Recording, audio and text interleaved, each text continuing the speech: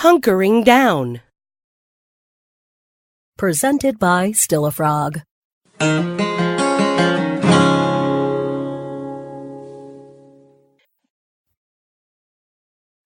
They'd been together now for almost 6 years. 6 years. And where were they? As opposed to, say, her cousin Jill, who'd just gotten engaged to the guy she met online 6 months ago. Or the administrative assistant in her office who'd come in the other day grinning ear to ear, having spent 6 blissful days in Vegas after visiting the little white wedding chapel. She was surrounded by the sugary sweet hangover of love. Meanwhile, she was smack dab in the middle of that place where Friday evenings were reserved for an all-night Seinfeld marathon, and kicking your feet up on the coffee table showcasing socks with holes in them was perfectly passable. And all of this would have been fine had their relationship shown the slightest sign of movement whatsoever toward the awesome sanctity of marriage, her destination station on the romance line. He, on the other hand, had gotten off the train several stops before and had no intention of reboarding. Anytime she tried to shift gears, all she seemed to get was that terrible grinding noise. He was content, and he was the quintessential why fix it if it ain't broke guy. He was the guy who no longer wanted to suffer blind dates gladly, and so, a small part of her suspected, he was determined to make a go of it with her and thus settle into the routine that would come to consume more than half a decade of their lives. She loved him. She truly did. He was caring and funny. He made French toast with powdered sugar every Saturday and did the New York Times crossword puzzles with her come Sunday morning. Their chemistry was the best she'd experienced. Not, of course, that she was an expert. In fact, other than him, there'd been a short-lived but intense fling in her junior year of college, and then a 3-year on-again, off-again thing with one of her dad's business associate's sons when she was in her late 20s. Both were hesitant to call it quits on account of their father's partnership. She didn't want to let this go, but she didn't want to spend her life in the wilderness of station limbo where they weren't even living together. Forget about matrimony. Tonight was the night. They would have yet another one of the talks regarding the, to date, non-existent or at least non-discussed future of their relationship. She was no dummy. She understood precisely how to ease into such a conversation. She'd surprise him with pizza and champagne. Actually, if it truly was about softening him up, pizza and a six-pack, and that little lingerie number she'd gotten about 3 years ago that she'd worn all of a whopping once. Didn't really matter that it wasn't Christmas. The red silky Santa theme was merely a side note. The rather large holes designed for her boobs sort of superseded all else on that one. Nerves were getting the best of her. Well, nerves, and the fact that trench-coated, underneath which she was Santa's little helper, complete with breasts protruding through dramatic cutouts, she was standing in front of his apartment with Coors and a New York-style pizza in hand. Yup, she felt just a bit self-conscious. Plus, the bottom of the box was starting to burn her hand. She could have sworn that a couple of guys who just walked by laughed and mumbled something about her hourly rate. What was taking him so long? Oh, great. Now rain to boot. This was not going at all how she'd envisioned. She knocked again, and still no answer. Fortunately, she had his key. They'd passed that milestone early on. Foolish her, she thought, when he handed her that smiling poop emoji keychain it meant, move in with me. Not, surprise, now you can feed my goldfish when I have to go out of town. That had been an awkward moment. He hadn't gotten home yet. She thought of calling, but then figured the utter surprise of walking in to find her dressed like she was. This would be even better. Hit him first with some X-rated you're on my naughty list antics, fill him full of food, loosen him up with a few beers, and then lay it on the line. It sounded totally reasonable. Sort of. She hoped. God, let this work. About an hour later, she finally heard the jingle of his keys as he made his way up the stairs. Situated seductively atop his bed, pizza readied on the table, strategically positioned so that the intoxicating aroma of mozzarella and pepperoni were sure to work their magic as soon as he entered the place. Seriously, better than any aphrodisiac she'd come across. She was poised for a passion-filled night of next step taking. And then, in conjunction with the jingle of keys, there was the lilt of laughter.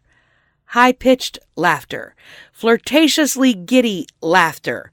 I'm doing my best to make you feel big and strong laughter. Female laughter. What the... Before, however, anger or rage could become the dominant theme here, the panic of having him and whoever the hell he was with walk in to discover her, essentially bare-chested, holding a now room-temperature pizza, set in. She calculated she had all of about 10 seconds before they hit the door.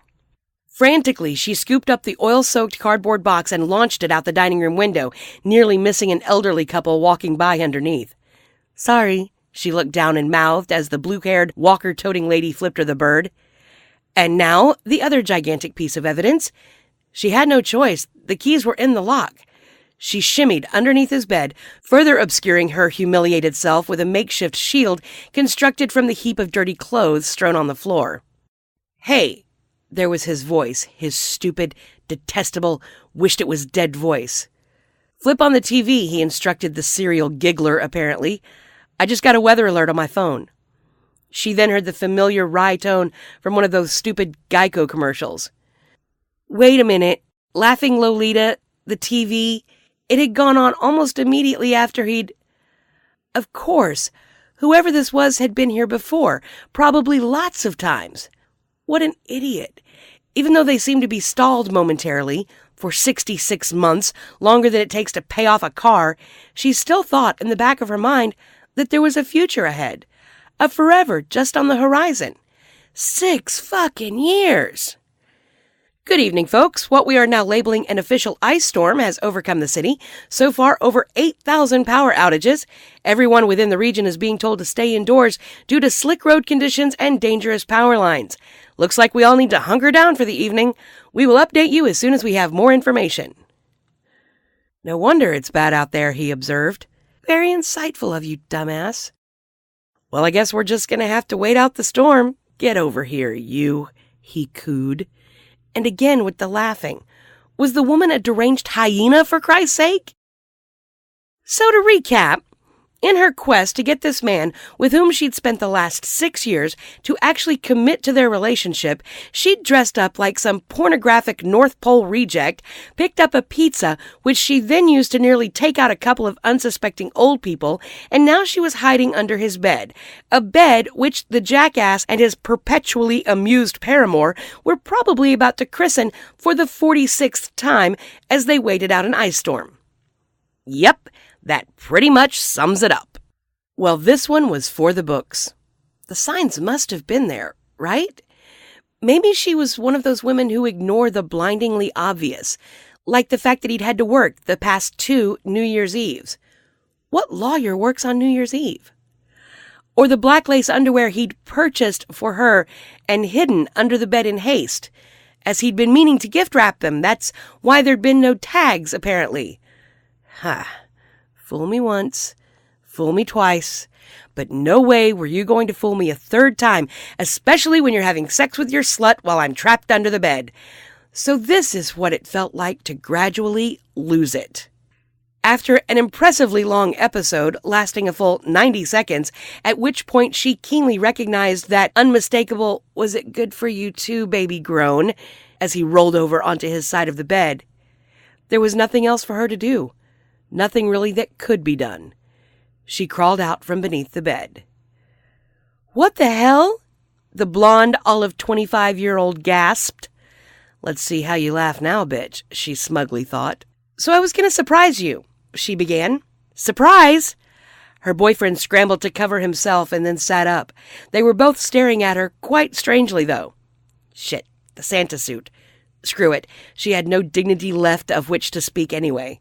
Everyone was oddly frozen in place like some black and white Twilight Zone episode back when statuesque characters represented the pinnacle of special effects. She went for her trench coat, then headed toward the door. "It's really bad out there," he meekly offered. "You think?" And she walked out.